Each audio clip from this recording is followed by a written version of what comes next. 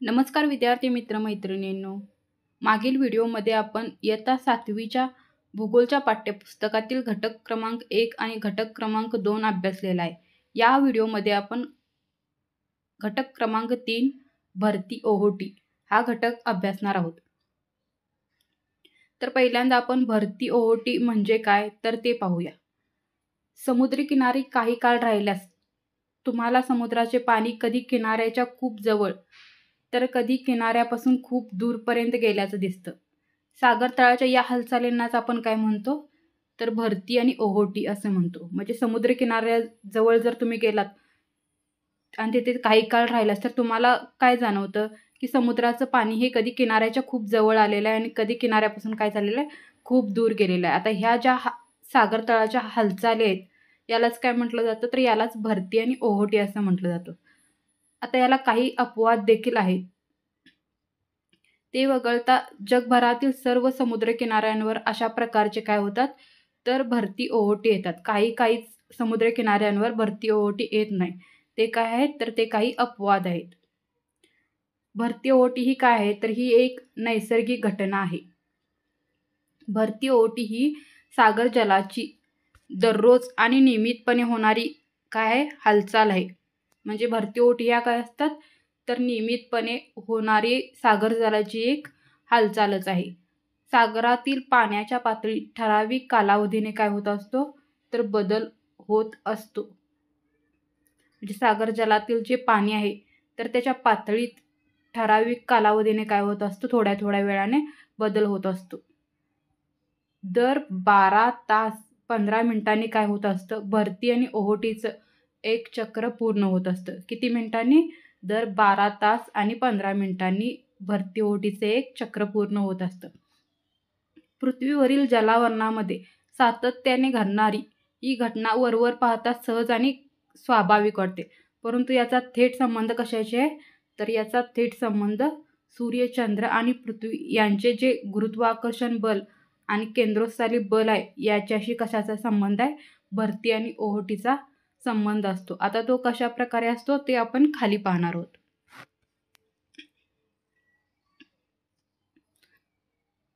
आता त्यातील पहिला पॉइंट आहे केंद्रोत्सारी बल आणि गुरुत्वीय बल. आता पहिल्यांदा केंद्रोत्सारी बल म्हणजे काय पाहूया. आता पृथ्वीचं ते परिवलन आहे. म्हणजे पृथ्वी जेव्हा स्वतःभोवती फिरते त्याला आपण काय म्हणतो परिवलन म्हणतो. तर हे जे पृथ्वीचं परिवलन आहे हे काय आहे हे एक प्रकारचं बल किंवा प्रेरणा आहे. आता ही प्रेरणा पृथ्वीच्या कशी असते तर केंद्रापासून विरुद्ध दिशेत कार्य करत असते. तिलाच आपण काय म्हणतो तर केंद्रोत्सारी प्रेरणा असे म्हणतात. म्हणजे केंद्रापासून म्हणजे कसं तर ही आहे पृथ्वी, हे आहे पृथ्वीचं केंद्र. तर केंद्रापासून विरुद्ध दिशेला म्हणजे इकडे विरुद्ध दिशेला काय करते तर कार्य करत असतं. त्यालाच काय म्हणतो आपण केंद्रोत्सारी प्रेरणा असं म्हणतो. पृथ्वीवरील कोणतीही वस्तू अशा प्रेरणेमुळे काय होते तर पृथ्वीभोवती असलेले जे आकाश आहे त्या आकाशात काय जातं फेकली जाते. परंतु त्याच वेळी काय होतं पृथ्वीच्या गुरुत्वाकर्षणाच्या प्रेरणेमुळे पृथ्वीच्या केंद्राच्या दिशेत कार्य करते. आता आपण एखादी वस्तू जर पृथ्वीवरून फेकली तर ती कुठे जाते तर वर आकाशात जाते. परंतु ती फेकलेली वस्तू पुन्हा खाली जमिनीवर येते.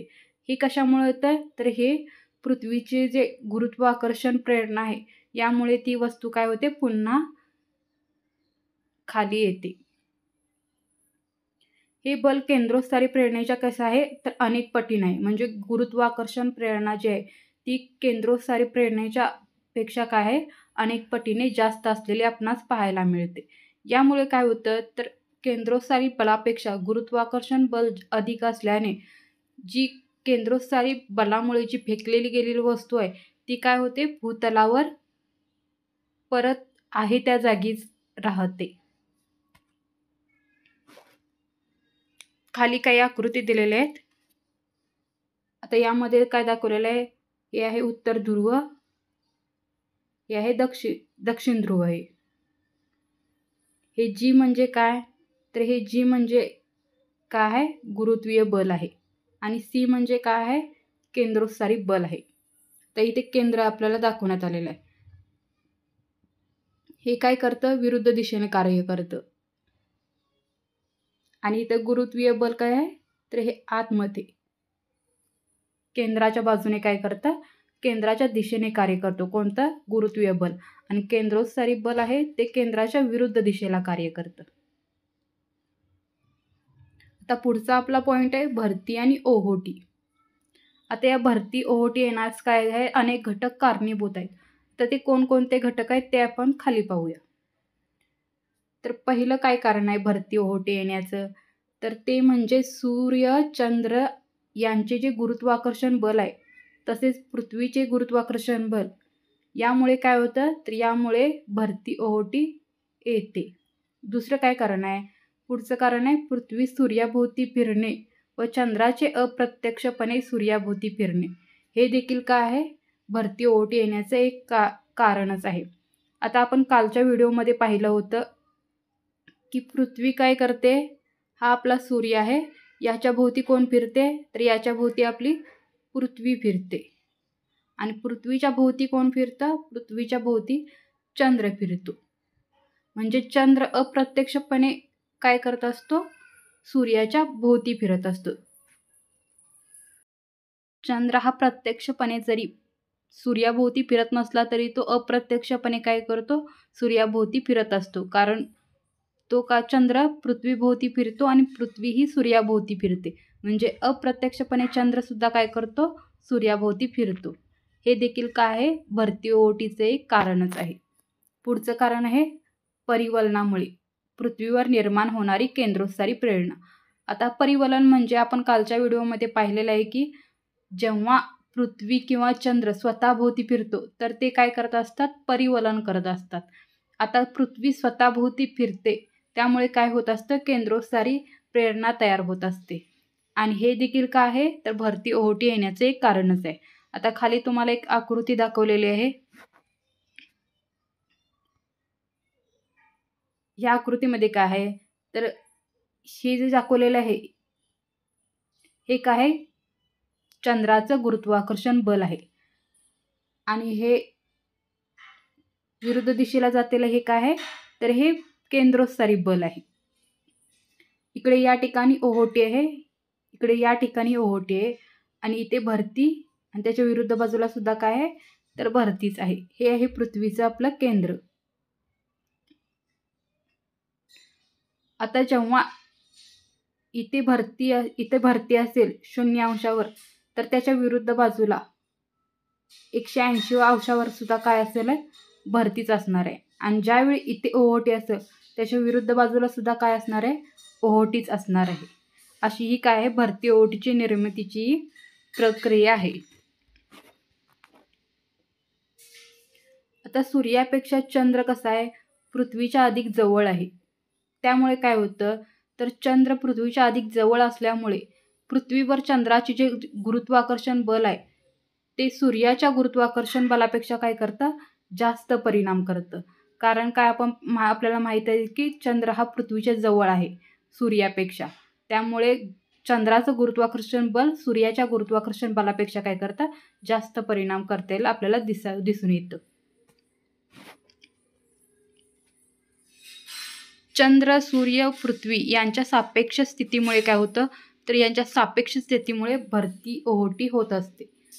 पृथ्वीवर ज्या ठिकाणी भरती किंवा ओहोटी येते त्याच्या विरुद्ध ठिकाणी ही काय आहे, अनुक्रमे भरती किंवा ओहोटी येत असते.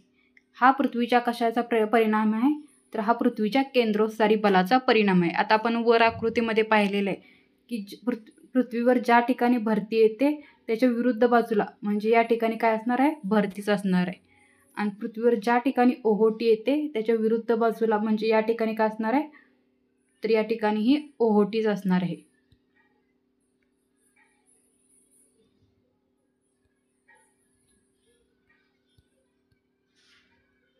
सॉरी इथे जर भरती असेल तर इथं काय येणार, भरतीच येणार. आणि इथं ओहोटी असेल तर इकडे काय येणार आहे, ओहोटीच येणार आहे. आणि हे कशामुळे होतात, तर हे सर्व पृथ्वीच्या केंद्रोत्सारी बलामुळे होत असतं. ज्या वेळेस झेरो रेखावृत्तावर भरती असते त्यावेळेस त्याच्या विरुद्ध बाजूला सुद्धा काय 180 रेखावृत्तावर भरतीच असते. त्याचवेळी या रेखावृत्तांना काटकोन स्थितीत काय असते? ओहोटीच असते. हे आपण काय वर आकृतीमध्ये पाहिलेलं आहे. आता भरती ओहोटीचे प्रकार कोणकोणते ते पाहूया. ज्याप्रमाणे रोजच्या रोज भरतीच्या वेळा बदलतात त्याचप्रमाणे भरतीची कक्षा देखील काय होत असते?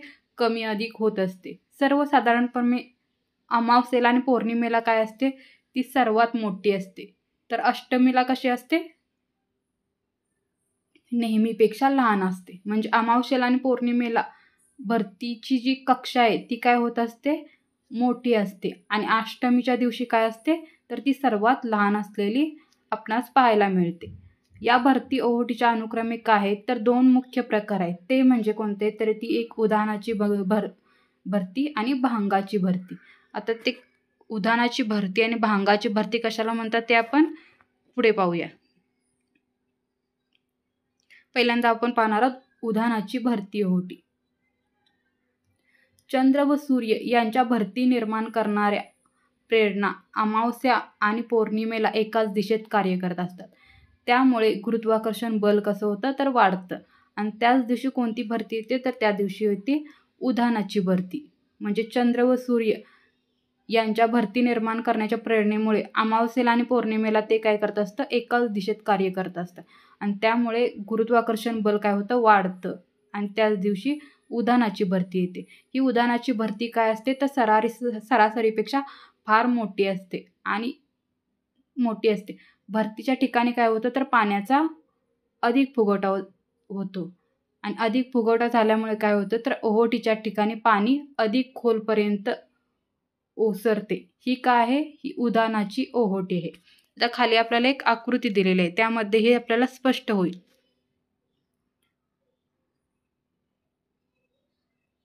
आता इथे काय आहे? इथे या ठिकाणी ओहोटी आहे.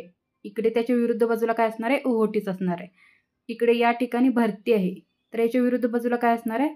भरती असणार आहे. हा आपला चंद्र आहे आणि हा आपला सूर्य आहे. ही काय आहे? भरतीची पातळी येथे आपल्याला दाखवलेली आहे. इथं मध्ये आपली काय आहे? ही पृथ्वी आहे. आता इथे काय सांगितलेले आहे की इथे आपल्याला दिसतं. आकृती मी तुम्हाला झूम करून दाखवते.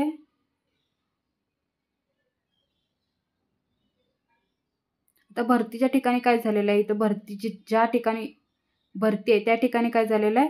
अधिक फुगवटा असलेला पाण्याचा आपल्याला दिसून येतो. आणि ज्या ठिकाणी ओहोटी आहे त्या ठिकाणी पाणी काय गेलेलं आहे? आत खोलपर्यंत गेलेलं आपल्याला इथं दिसतं. तर अशा प्रकारे हे काय आहेत? उधाणाची भरती आणि उधाणाची ओहोटी आहे.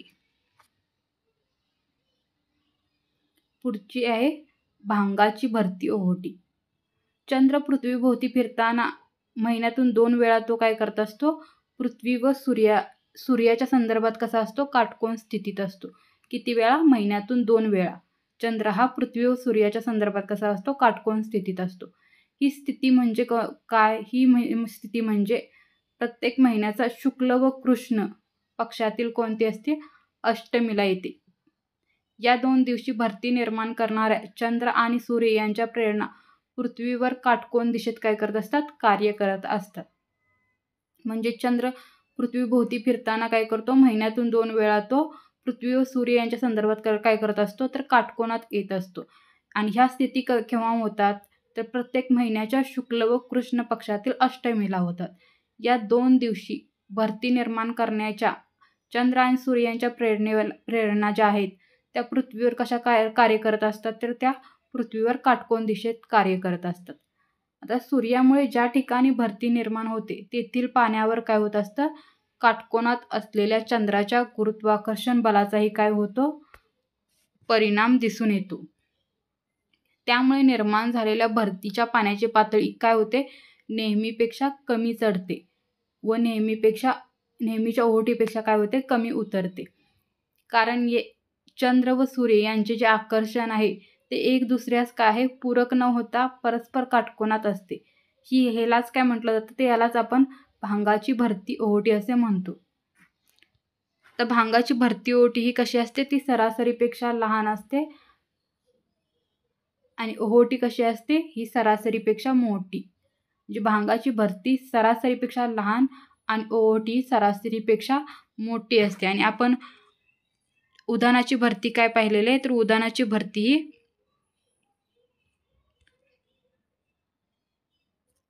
उधाणाची भरती कशी असते, सरासरीपेक्षा फार मोठी असते.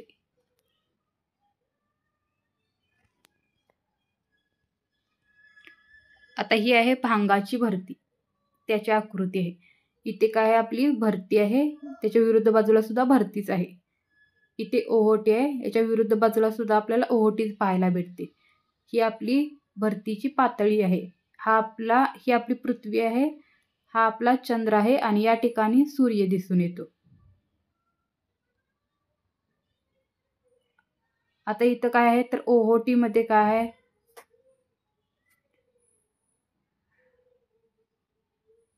ही ओहोटी आहे आपली.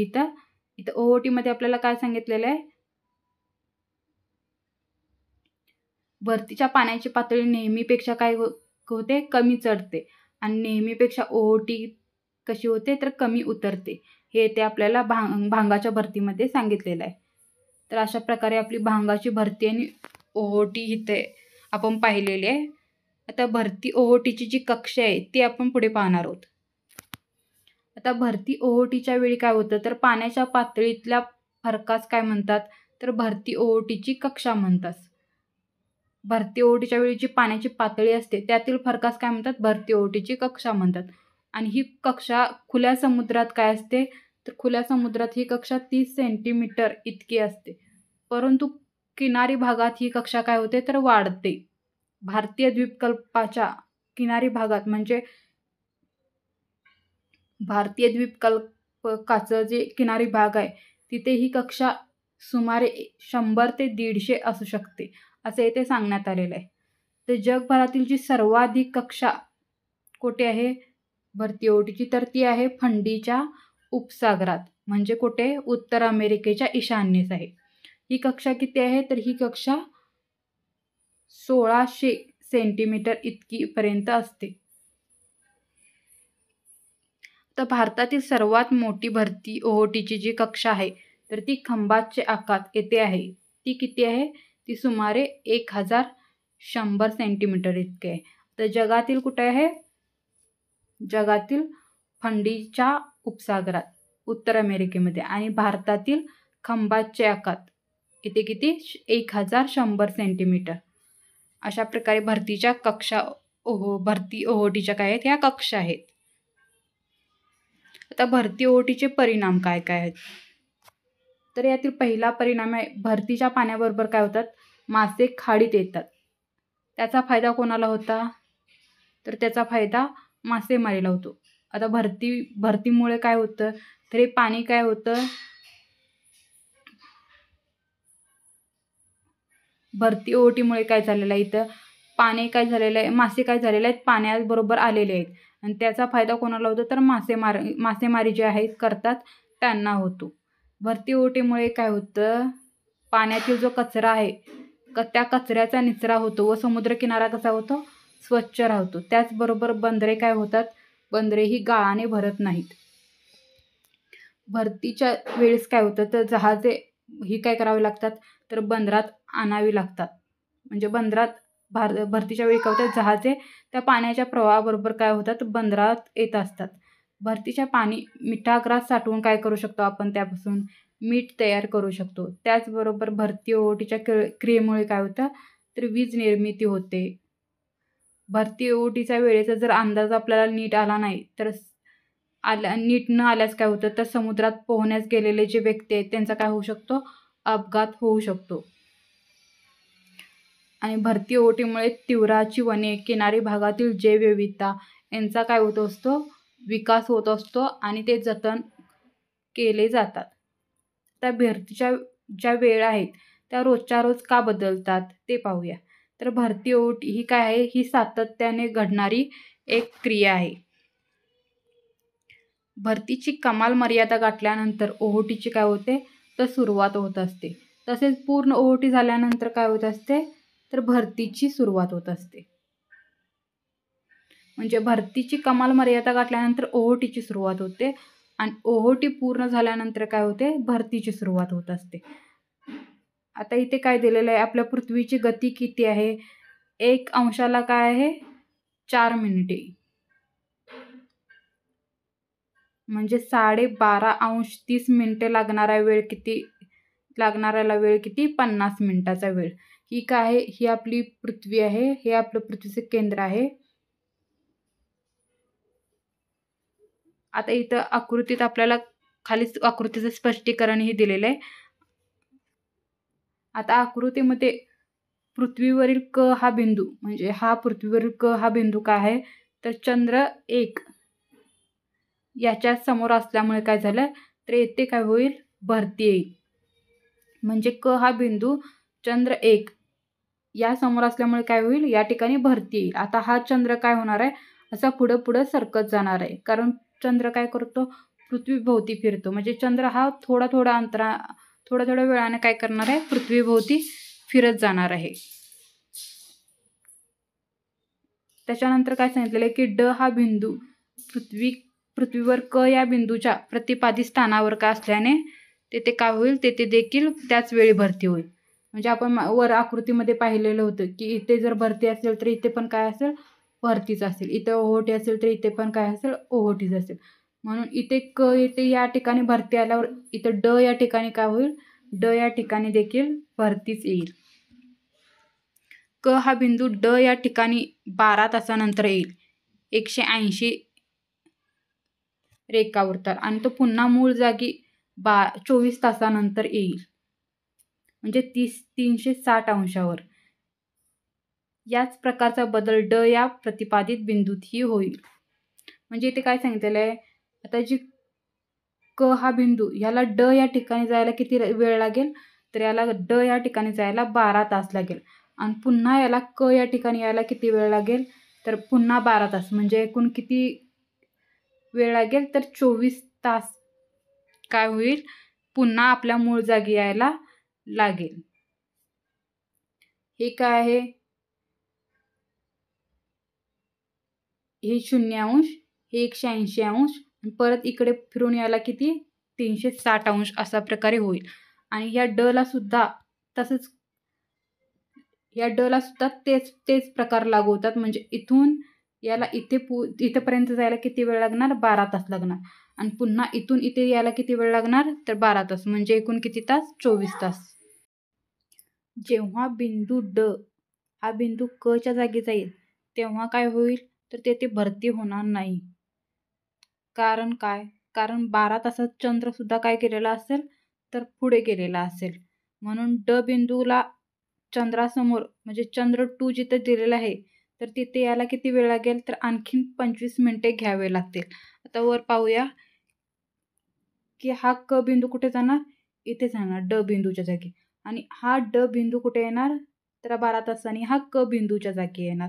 पण जेव्हा हा क बिंदूच्या जागी येईल ड हा बिंदू तेव्हा चंद्र काय झालेला असेल तर चंद्र हा इथे गेलेला असेल, त्यामुळे या ठिकाणी काय होणार नाही तर या ठिकाणी भरती होणार नाही. तर भरती कुठे होईल तर त्यासाठी या ड बिंदूला कुठे जावे लागेल तर इथे यावे लागेल या ठिकाणी. या ठिकाणी जेव्हा ड बिंदू येईल त्यावेळी काय होईल तर या ठिकाणी भरती होईल, आणि ते त्या ठिकाणी जायला ड बिंदूला आणखीन 25 मिनिटे म्हणजे 12 तास 25 मिनिटे लागतील. 12 तास 25 मिनिटानंतर ड हा बिंदू चंद्रासमोर आल्याने तेथे काय होईल भरती होईल, व त्याच वेळी क जो ड बिंदूच्या काय आहे विरुद्ध बाजूला आहे तर तेथे सुद्धा काय होईल भरती येईल. त्यानंतर पुन्हा 12 तास 25 मिनिटांनी काय होईल क 1 बिंदू चंद्रासमोर काय होईल दुसऱ्या वेळी भरती अनुभवेल. त्यावेळी ड या ठिकाणी काय होईल ड 1 या ठिकाणी भरती असेल. म्हणजे आता कसं सांगितलं इथं आपण हा ड इथे आल्यानंतर भरती होईल, तर इथे जेव्हा ड आल्यावर भरती होईल त्यावेळी काय होईल तर हा क कुठे असेल इथे असेल, तर या ठिकाणी सुद्धा काय होईल भरतीच होईल. तर यासाठी किती वेळ लागेल 12 तास 25 मिनिटे लागतील.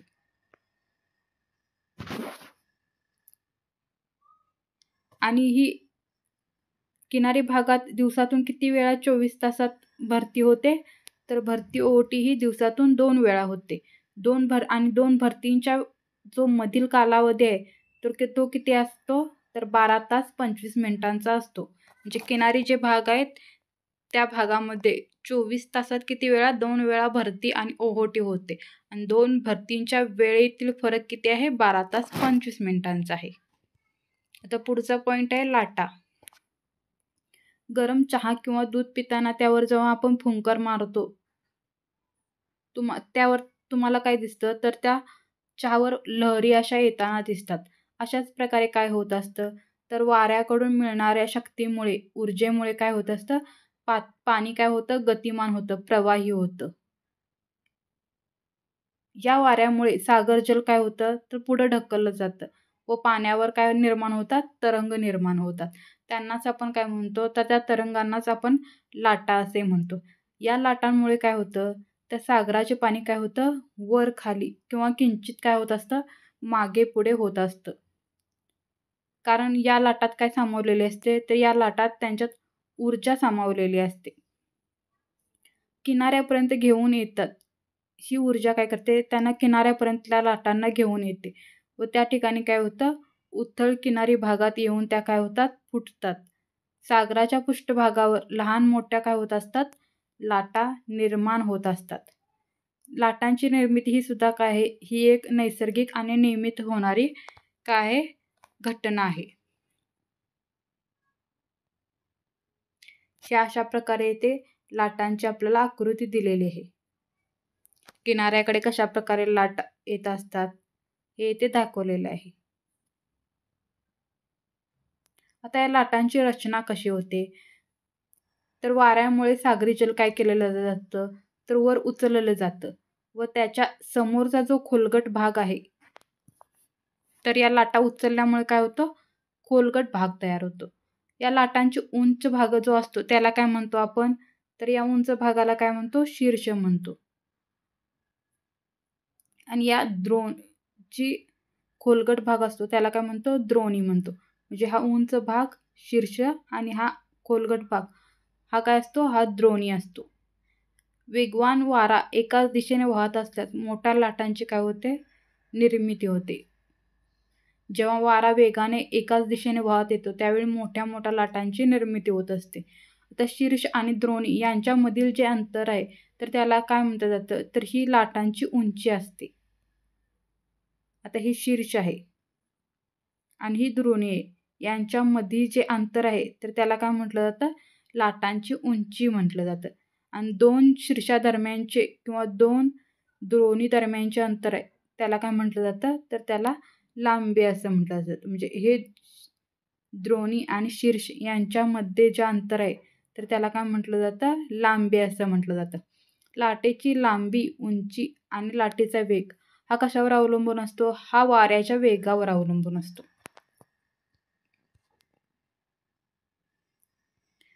तर पुढचं पॉईंट आहे लाटांची गती. सागरी किनाऱ्यालगत उभे राहून पाहिल्यास काय होतं? तर लाटा आपल्याला किनाऱ्याकडे येताना दिसत असतात.